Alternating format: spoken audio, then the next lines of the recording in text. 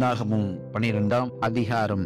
எத்தியோப்பிய தேசத்து ஸ்திரீயை மோசே விவாகம் பண்ணி இருந்தபடியினால் மிரியாமும் ஆரோனும் அவன் விவாகம் பண்ணின எத்தியோப்பிய தேசத்து ஸ்திரீயின் நிமித்தம் அவனுக்கு விரோதமாய் பேசி, கர்த்தர் மோசேயை கொண்டு மாத்திரம் பேசினாரோ, எங்களை கொண்டும் அவர் பேசினது இல்லையோ என்றார்கள். கர்த்தர் அதை கேட்டார். மோசேயானவன் பூமியில் உள்ள சகல மனிதரிலும் மிகுந்த சாந்த குணமுள்ளவராய் இருந்தான். சடுதியிலே கர்த்தர் மோசேயையும் ஆரோனையும் மிரியாமையும் நோக்கி, நீங்கள் 3 பேரும் ஆசரிப்பு கூடாரத்திற்கு புறப்பட்டு வாருங்கள் என்றார். 3 பேரும் போனார்கள். கர்த்தர் மேகத்தூணில் இறங்கி கூடார வாசலில் நின்று ஆரோனையும் மிரியாமையும் கூப்பிட்டார். அவர்கள் இருவரும் போனார்கள். அப்பொழுது அவர், என் வார்த்தைகளை கேளுங்கள். உங்களுக்குள்ளே ஒருவன் தீர்க்கதரிசியாய் இருந்தால், கர்த்தராகிய நான் தரிசனத்தில் என்னை அவனுக்கு வெளிப்படுத்தி சொப்பனத்தில் அவனோடே பேசுவேன். என் தாசனாகிய மோசேயோ அப்படிப்பட்டவன் அல்ல. என் வீட்டில் எங்கும் அவன் உண்மையுள்ளவன். நான் அவனுடன் மறைபொருளாக அல்ல,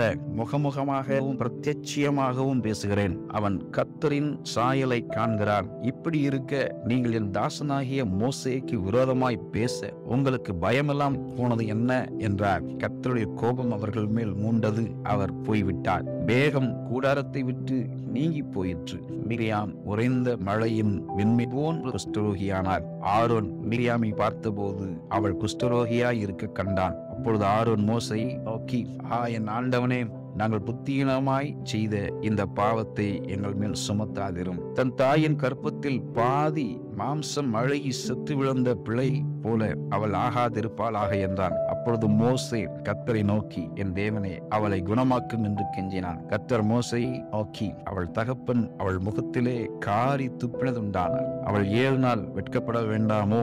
அதுபோலவே அவள் 7 நாள் பாளையத்துக்கு புறம்பே விலக்கப்பட்டிருந்து பின்பு சேர்த்து கொள்ளப்பட கடவுள் என்றார். இப்படியே மிரியாம் 7 நாள் பாளையத்துக்கு புறம்பே விலக்கப்பட்டிருந்தால், மிரியாம் சேர்த்து கொள்ளப்படும் மட்டும் ஜனங்கள் பிரயாணம் பண்ணாதிருந்தார்கள். பின்பு ஜனங்கள் ஆஸ்தரோத்திலிருந்து புறப்பட்டு பாரான் வனாந்தரத்திலே பாளையம் இறங்கினார்கள் என்பதே. ஆமேன்.